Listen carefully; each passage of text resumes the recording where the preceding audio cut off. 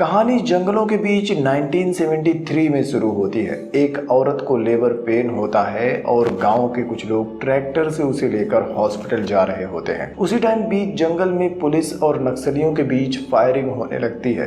गांव वाले उस फायरिंग के बीच में फंस जाते हैं। तभी एक नक्सली औरत गांव वालों के पास आती है, जो कि डॉक्टर भी होती है। वो डॉक्टर गांव वालों की हेल्प करती है, जिसके बाद वहां एक बच्ची का जन्म होता है। नक्सली डॉक्टर उस बच्ची का नाम रखती है वेनिला, और उसी टाइम पुलिस की एक गोली डॉक्टर के सर में लगती है और उसकी मौत हो जाती है। इसके बाद कहानी कई सालों आगे 1992 में आ जाती है। अपनी माँ के प्यार और पापा की कविताएं सुनते हुए अब वेनिला बड़ी हो जाती है और एक दिन अपनी फ्रेंड्स के साथ स्कूल से वापस आ रही होती है। उसकी एक फ्रेंड बताती है कि मेरे भाई के पास से कविताओं की एक किताब मिली है, जिसे मैंने पढ़ा और मुझे समझ में नहीं आई, लेकिन मेरे पापा ने देखा तो मुझे बहुत मारा, क्योंकि पुलिस ने ऑलरेडी उन किताबों को बैन करके रखा है, क्योंकि उस किताब को नक्सलियों के लीडर आरण्या ने लिखा है, जिसे कि रावण भी कहते हैं, और जो भी उस किताब को पढ़ता है नक्सली बन जाता है। वेनिला के मन में भी उस किताब को पढ़ने की इच्छा जाग जाती है। वो अपनी फ्रेंड से किताब मांगती है।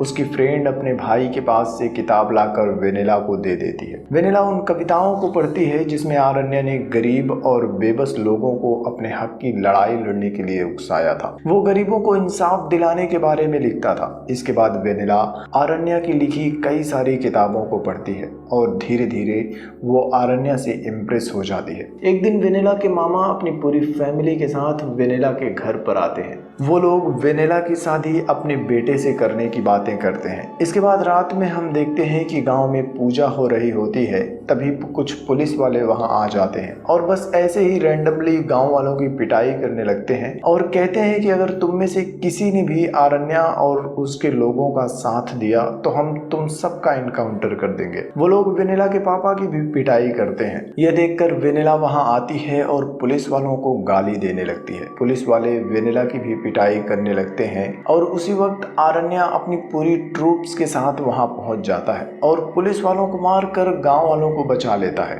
और गांव वालों से कहता है कि आप सबको डरने की जरूरत नहीं है, हम सब आपके साथ हैं। वेनिला आरण्या को पहली बार अपने सामने देखकर बहुत खुश हो जाती है। वो दौड़कर आरण्या के पास जाती है और उससे उसका ऑटोग्राफ लेती है। ऑटोग्राफ देकर आरण्या वहां से चला जाता है, लेकिन वेनिला अब बहुत खुश होती है और अब उसे आरण्या से प्यार भी हो जाता है। वो आरण्या की किताबें पढ़ती है और उसके प्यार में अपनी एक डायरी लिखती है और उसके साथ अपना पूरा जीवन बिताने का फैसला करती है। कुछ दिनों बाद वेनिला के मामा अपने गांव वापस जाने लगते हैं। उनके घर से निकलने के बाद वेनिला अपने माँ बाप के सामने शादी से इनकार करती है, लेकिन वेनिला की माँ कहती है कि अब सब कुछ तय हो चुका है और अब हम शादी से मना नहीं कर सकते। जिसके बाद वेनिला खुद ही अपने मामा का पीछा करती है और उनके बेटे के पास जाकर शादी से इनकार कर देती है। वो बताती है कि मैं आरण्या से प्यार करती हूँ और उसके अलावा किसी और के साथ जीवन बिताने के बारे में सोच भी नहीं सकती। वेनिला ने शादी से तो इनकार कर दिया था, लेकिन अब वो आरण्या से मिलना चाहती थी, उसके साथ रहना चाहती थी, लेकिन उसे आरण्या के बारे में कुछ भी पता नहीं था। तभी उसकी नजर किताब के पीछे लिखे पब्लिशर वीरसम ट्रस्ट पर पड़ती है, जहां पर उसके सेक्रेटरी विद्याधर का एड्रेस भी होता है। जिसके बाद वेनिला आरण्या को ढूंढने के लिए वीरसम के ऑफिस में जाने का फैसला करती है। वो अपने घर से भाग जाती है और अपने माँ बाप के लिए एक चिट्ठी छोड़ जाती है, जिसमें उसने लिखा था कि जिस तरह से राधा ने श्री कृष्ण के प्रेम में अपना जीवन बिता दिया, उसी तरह से मैं भी अपने प्यार को ढूंढने के लिए घर से जा रही हूँ, मुझे ढूंढने की कोशिश मत करना। वेनिला वीरसम के ऑफिस में विद्याधर से मिलने के लिए जा रही होती है, लेकिन रास्ते में पुलिस स्टेशन के सामने विद्याधर अपने ट्रस्ट के लोगों के साथ प्रोटेस्ट कर रहा होता है। दरअसल पुलिस वालों ने human rights activist Shakuntala Devi को अरेस्ट किया हुआ था। प्रोटेस्ट की वजह से पुलिस शकुंतला देवी को छोड़ देती है। बाहर आकर शकुंतला देवी मीडिया से कहती है कि मैं तो बस लोगों के हक के लिए लड़ाई लड़ती हूँ, गरीबों के लिए आवाज उठाती हूँ और शायद यह बात पुलिस को अच्छी नहीं लगती। शकुंतला भी आरण्या की तरह बातें कर रही होती है, जिसे सुनकर वेनिला भी शकुंतला से इम्प्रेस हो जाती है। प्रोटेस्ट खत्म हो जाता है। शाम को वेनिला विद्याधर के घर पर आ जाती है। यहाँ विद्याधर के साथ एक और आदमी भी होता है। वेनिला विद्याधर को बताती है कि मैं आरण्या से प्यार करती हूँ, आप उसकी किताबों को पब्लिश करते हैं तो क्या आप मुझे आरण्या का एड्रेस दे सकते हैं? विद्याधर उसे समझाता है कि प्यार व्यार कुछ भी नहीं होता और उसे अपने घर जाने के लिए कहता है। वेनिला बेबस होकर वहां से चली जाती है और उसके घर से बाहर जाते ही पुलिस विद्याधर के घर पर आती है और विद्याधर को अरेस्ट कर लेती है। इधर वेनिला आरण्या को ढूंढते हुए उसके घर पहुंच जाती है, जहां पर सिर्फ आरण्या की माँ होती है। वो वेनिला को बताती है कि 7 सालों से मैं अपने बेटे से मिलने का इंतजार कर रही हूँ। वेनिला उनके घर की साफ सफाई करती है, उनके साथ थोड़ा सा समय बिताती है और फिर उनसे कहती है कि आप अपने बेटे से जो कुछ भी कहना चाहती हैं एक लेटर में लिखकर मुझे दे दीजिए, मैं आपके बेटे तक पहुंचा दूंगी और वादा करती हूँ कि मैं उसे आपसे मिलाने के लिए जरूर लेकर आऊंगी। एक तरफ वेनिला आरण्या को ढूंढने के लिए कई सारी मुश्किलों का सामना कर रही होती है, तो दूसरी तरफ एक बूढ़ा आदमी आरण्या से मिलने के लिए आता है। वो आरण्या को बताता है कि मेरी बेटी के साथ रमन्ना नाम के एक लड़के ने बहुत गलत किया है, उसे प्रेग्नेंट कर दिया, जिसकी वजह से मेरी बेटी ने सुसाइड कर ली है। मैं पुलिस के पास गया था तो उन्होंने उल्टा मुझे ही धमका कर केस वापस लेने के लिए कहा, लेकिन मुझे मेरी बेटी के लिए इंसाफ चाहिए। आरण्या अपने आदमियों से रमन्ना को पकड़कर अगले दिन कॉलेज में लाने के लिए कहता है। इधर वेनिला आरण्या को ढूंढते हुए रात में एक घर के बाहर सो रही होती है। बाहर तेज बारिश हो रही थी तो एक लड़की वेनिला को घर के अंदर बुलाती है। वो वेनिला को खाना खिलाती है, जिसके बाद वेनिला को पता चलता है कि वो लड़की एक और लड़के के साथ मिलकर आरण्या की ट्रूप्स के लिए खाना बनाती है, कपड़े सिलती है। वेनिला उसे अपनी प्रेम कहानी सुनाती है और उससे आरण्या का पता पूछती है, लेकिन वो लड़की वेनिला को कुछ भी नहीं बताती। थोड़ी देर बाद वो लड़की अपने साथ वाले लड़के से वेनिला के बारे में बात कर रही होती है कि वेनिला को आरण्या का एड्रेस चाहिए, तो क्या हम उसे बता दें कि कल आरण्या कॉलेज में आने वाला है। वो लड़का मना कर देता है, लेकिन वेनिला उनकी बातें सुन लेती है और अगली सुबह कॉलेज जाकर आरण्या से मिलने के लिए उस घर से निकल जाती है। रास्ते में वेनिला एक जगह पर बैठी होती है, तभी वहां से पुलिस की एक जीप आती है। वो वेनिला से पूछताछ करने लगते हैं कि वो कौन है, कहां से आई है। वेनिला उन्हें बताती है कि मैं एक कॉलेज स्टूडेंट हूं और पुलिस वाले को श्री कृष्ण की एक मूर्ति दिखाती है, जिसे उसने आरण्या को गिफ्ट करने के लिए अपने बैग में रखा था, लेकिन तभी उसके बैग से आरण्या की किताबें भी गिर जाती हैं, जिसे देखने के बाद पुलिस को लगता है कि वेनिला भी नक्सलियों के लिए काम करती है। वो लोग वेनिला को अपनी गाड़ी में बिठा लेते हैं और कॉलेज में उसकी आइडेंटिटी कंफर्म करने के लिए लेकर जाने लगते हैं। इधर कॉलेज में आरण्या ने रमन्ना को पकड़ लिया था। वो उस बूढ़े आदमी की बेटी को इंसाफ दिलाने के लिए रमन्ना को मार देता है, लेकिन पुलिस भी वेनिला को लेकर उसी टाइम कॉलेज पहुंच जाती है। यहाँ पर पुलिस और आरण्या के आदमियों के बीच गोली चलने लगती है। तभी एक नेक दिल कांस्टेबल वेनिला की हथकड़ी खोल देता है और वेनिला को वहां से भगा देता है। भागते हुए वेनिला को आरण्या की आवाज सुनाई देती है। वो आरण्या से मिलने के लिए वापस आती है, लेकिन तब तक आरण्या वहां से जा चुका होता है। वेनिला बहुत दुखी होती है और अब उसे कुछ भी समझ में नहीं आता। तब उसे शकुंतला देवी की याद आती है। इधर शकुंतला देवी के घर पर आरण्या और उसके साथी भी होते हैं। शकुंतला देवी उनसे कहती है कि पुलिस हाथ धोकर तुम सबके पीछे पड़ी हुई है, इसलिए तुम्हें होशियार रहना चाहिए। तभी वेनिला उसके घर की बेल बजाती है। शकुंतला आरण्या और उसके आदमियों को पीछे के रास्ते से बाहर निकाल देती है और खुद वेनिला के लिए दरवाजा खोलती है, जिसके बाद वेनिला उससे कहती है कि विद्याधर ने आपको छुड़ाने के लिए प्रोटेस्ट किया था, इसलिए मुझे लगता है कि आप भी आरण्या को जानती हैं। मैं आरण्या से प्यार करती हूँ और उसे अपने बारे में सब कुछ बता देती है, जिसे सुनकर शकुंतला भी थोड़ी सी इमोशनल हो जाती है और उससे कहती है कि मैं आरण्या को तुमसे एक बार मिलवा दूंगी। इधर उसी रात हम देखते हैं कि जंगल में पुलिस वाले नक्सलियों की हेल्प करने वाले 2 लड़कों को पकड़ लेते हैं। वो उनसे आरण्या का पता पूछते हैं। डर के मारे उनमें से एक उन्हें आरण्या का पता बता देता है कि आरण्या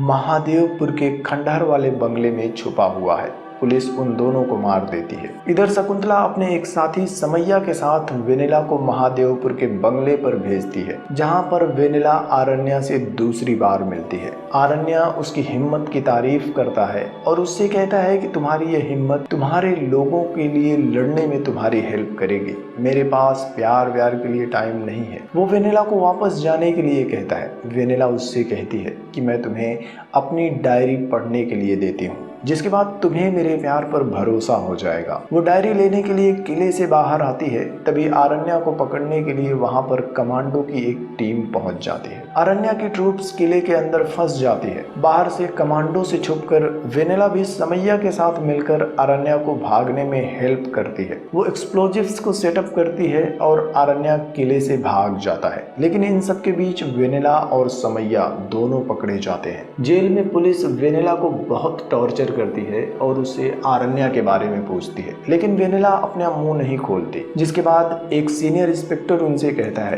कि यह सुबह तक अगर अपना मुंह नहीं खोलती तो कल इसका इनकाउंटर कर देना। रात में आरण्या अपने लोगों के साथ पुलिस स्टेशन पर अटैक करता है। आरण्या वेनेला को जेल से बाहर निकालता है। आरण्या को अपने लिए आया हुआ देखकर वेनेला बहुत खुश होती है। आरण्या उसे लेकर शकुंतला देवी के घर आता है। वो शकुंतला देवी से कहता है कि इस लड़की को समझाकर वापस इसके घर भेज दो। आरण्या वहां से चला जाता है। शकुंतला वेनेला को बहुत समझाती है, लेकिन वेनेला अपनी जिद पर अड़ी होती है। वो कहती है कि मुझे हर मुश्किल में हर कीमत पर आरण्या के साथ ही रहना है। वो जहां भी रहेगा मैं उसके साथ रहूंगी और उसके लिए अपनी जान भी दे दूंगी। शकुंतला देवी ने समैया को बेल पर छुड़वा लिया था। समैया भी वेनेला की ये सारी बातें सुन लेता है और उसकी हिम्मत से इम्प्रेस हो जाता है। वो वेनेला को आरण्या के ट्रूप्स में शामिल करने के लिए मान जाता है। समैया पार्टी का सीनियर लीडर होता है, इसलिए सबको उसकी बात भी माननी पड़ती है। अगले दिन शकुंतला के लोग वेनेला को जंगल में छोड़ देते हैं, जहां से आरण्या उसे लेकर अपनी टीम के पास जाता है। आरण्या के ट्रूप्स में रघु वेनेला को ट्रूप में शामिल नहीं करना चाहता। वो आरण्या से कहता है कि नए लोगों को शामिल करने से पहले हमें बहुत कुछ देखना पड़ता है। सालों तक छुपकर वो हमारे साथ काम करता है, तब जाकर हम उसे अपने ग्रुप्स में शामिल करते हैं। लेकिन भारती उससे कहती है, आरण्या ने तो वेनेला को शामिल करने से मना कर दिया था, लेकिन तुम सोचो कि अब अगर हम वेनेला को वापस भेजते हैं तो पुलिस वाले उसे बहुत परेशान करेंगे और उसका एनकाउंटर भी कर सकते हैं, इसलिए अब वो हमारे साथ ही सेफ रहेगी। वेनेला उनके ग्रुप में शामिल हो जाती है और अगले दिन से ही आरण्या उसकी ट्रेनिंग शुरू कर देता है। धीरे धीरे वेनेला को अच्छी ट्रेनिंग मिल जाती है और एक रात आरण्या वेनेला को ट्रूप की एक और लड़की के साथ गांव में भेजता है। दरअसल उनकी पार्टी का एक सिंगर था जिसे पुलिस ने बहुत टॉर्चर किया था। आरण्या ने उसकी हेल्प के लिए पैसे भेजे थे। वेनेला उन्हें पैसे देकर वापस आने लगती है। उस सिंगर की पत्नी ने ट्रूप्स के लिए खाना बनाया था। वेनेला और वो दूसरी लड़की खाना लेकर वापस जाने लगती हैं। तभी दो पुलिस वाले उन दोनों को रोक लेते हैं। उन्हें वेनेला पर शक हो जाता है। वो दोनों लड़कियों को अरेस्ट करने लगते हैं, लेकिन तभी आरण्या ट्रूप्स के साथ वहां पहुंच जाता है और पुलिस वालों को मारकर उन दोनों लड़कियों को बचा लेता है। इस लड़ाई में गांव के एक आम आदमी को भी गोली लग जाती है। रघु उस आदमी को जान से मारने वाला होता है, लेकिन वेनेला उसे रोक लेती है और कहती है कि माओ के सिद्धांत के हिसाब से हम एक निहत्थे बेकसूर को जान से नहीं मार सकते, और अगर हम ऐसा करते हैं तो हम में और उन पुलिस वालों में क्या फर्क रह जाएगा। उसकी बात से आरण्या भी इम्प्रेस हो जाता है और धीरे धीरे वेनेला पूरे ग्रुप में सबकी फेवरेट बन जाती है। और एक दिन वेनेला आरण्या को उसकी माँ का लेटर देती है। लेटर पढ़कर आरण्या को अपनी माँ की याद आने लगती है और प्लान करके वो वेनेला के साथ अपनी माँ से मिलने के लिए जाता है। वो लोग हॉस्पिटल के अंदर होते हैं जहाँ आरण्या अपनी माँ के पास होता है। तभी वहाँ पुलिस भी आ जाती है। वेनेला और आरण्या दोनों हॉस्पिटल से भागने लगते हैं। पुलिस और उनके बीच फायरिंग शुरू हो जाती है और इस लड़ाई में वेनेला को बचाने के लिए आरण्या पहली बार उसे गले लगाता है। वेनेला को अपने प्यार के गले लगकर बहुत सुकून मिलता है। लड़ाई के बीच में ही वो आरण्या से पूछती है कि क्या तुम मुझसे प्यार करते हो, हाँ या ना, एक बार बता दो, मैं दोबारा नहीं पूछूंगी। आरण्या कोई जवाब नहीं देता और उसे अपने साथ लेकर चला जाता है। वो लोग जंगल में अपने अड्डे पर पहुंचते हैं। तब उन्हें पता चलता है कि समैया ने उनके ट्रूप्स में 11 कॉमरेड्स को मार डाला है और सबके हथियार लेकर भाग गया है। अगले दिन समैया पुलिस के सामने खुद को सरेंडर करता है। वो मीडिया के सामने कहता है कि नक्सल पार्टी में कई सारे गद्दार हैं और अपने क्रांति के रास्ते से भटक गए हैं, इसलिए मैं खुद को सरेंडर कर रहा हूँ। इधर नक्सलियों की पार्टी का एक लीडर आरण्या से मिलने के लिए आता है। वो कहता है कि हम एक कमेटी बनाएंगे जिसे नारसा नाम का एक आदमी लीड करेगा। वो जांच करके बताएगा कि ट्रूप्स में गद्दार कौन कौन है और तब तक तुम लोग संभल कर रहना। अगले दिन आरण्या के ट्रूप्स में शामिल होने के लिए कुछ नए लोग भी आते हैं। इनमें से विद्याधर के घर पर जो दूसरा आदमी वेनेला से मिला था वो भी होता है। कपड़े सिलने और खाना बनाने वाली वो लड़की और लड़का भी होते हैं। वेनेला उनसे मिलती है और बहुत खुश होती है। वो लोग अड्डे पर वापस जा रहे होते हैं, तभी पहाड़ी पर बहने वाली नदी में वेनेला की डायरी गिर जाती है और वेनेला को इस बात का पता भी नहीं चलता। अगले दिन पुलिस नक्सलियों के एक इन्फॉर्मर को पकड़ती है, उसे धमकाती है और एक चिट्ठी लेकर आरण्या के पास भेजती है। आरण्या को लगता है कि ये चिट्ठी नरसा कमेटी ने भेजी है। चिट्ठी में लिखा था कि तुम्हारे ट्रूप्स में कोई एक गद्दार है, उसका पता लगाओ और उसे अभी के अभी जान से मार दो। चिट्ठी पढ़ने के बाद रघु को सबसे पहले वेनेला पर ही शक होता है, क्योंकि गद्दार समैया ने ही उसे रिक्रूट किया था। आरण्या उसकी बात नहीं मानता, लेकिन भारती भी रघु की साइड लेती है और आरण्या से कहती है कि पिछले 3 महीने से वेनेला हमें ढूंढ रही है, इसके साथ ही हमारी मुश्किलें भी बढ़ी हैं। वो लोग विद्याधर के साथी से पूछते हैं, जो आरण्या को बताता है कि वेनेला के घर से जाते ही पुलिस आकर विद्याधर को पकड़ कर ले गई थी। इसके बाद वो कपड़े सिलने वाली लड़की और लड़का दोनों बताते हैं कि अगले दिन कॉलेज जाने से पहले हमने वेनेला को पुलिस की जीप में जाते हुए देखा था। ये सब सुनने के बाद आरण्या का शक गहरा हो जाता है, जिसके बाद रघु और भारती दोनों वेनेला को पकड़ लेते हैं और उसे बुरी तरह से टॉर्चर करते हैं। लेकिन वेनेला रोते हुए उनसे सिर्फ एक ही बात कहती है कि मैं गद्दार नहीं हूँ, मैं तो बस आरण्या से प्यार करती हूँ। यकीन नहीं है तो मेरी डायरी पढ़ लो। लेकिन वेनेला के बैग में डायरी नहीं होती, क्योंकि डायरी पहले ही नदी में गिर गई थी। भारती आरण्या के पास आती है और उससे कहती है कि वेनेला अपना मुंह नहीं खोल रही है। आरण्या उसके पास आता है और उसकी रस्सी खोलकर उसे नदी के किनारे लेकर जाता है। वो वेनेला से कहता है कि तुमने मुझसे पूछा था ना कि मैं तुमसे प्यार करता हूँ या नहीं, तो बता दूं कि मैं भी तुमसे प्यार करता हूँ और इसीलिए मैं पुलिस स्टेशन में तुम्हें छुड़ाने के लिए आया था। यह सुनकर वेनेला थोड़ी सी खुश होती है, लेकिन अगले ही पल आरण्या उसे कहता है कि तुमने हमारे साथ गद्दारी की है, इसलिए मैं प्यार पर भरोसा नहीं करता था।